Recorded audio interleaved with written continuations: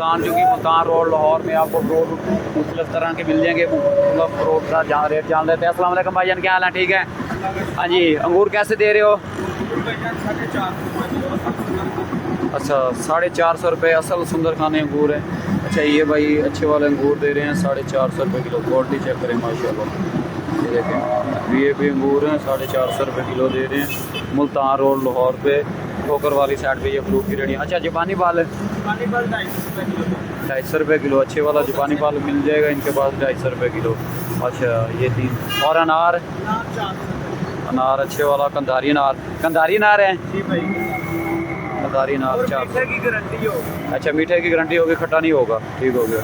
ये 3 चीज़ें अभी इनके पास हैं। और फ्रूट भी होता है, केला भी होता है। केला ये अच्छे वाला दे रहे हैं सिर्फ, हाँ जी 100 रुपये, सॉरी 100 रुपये दर्जन दे रहे हैं। ठीक है, केला अच्छे वाला केला 100 रुपये दर्जन। बाकी ये 3-4 आइटमें हैं और भी। सेब का आपको रेट बता दिया। अल्लाह।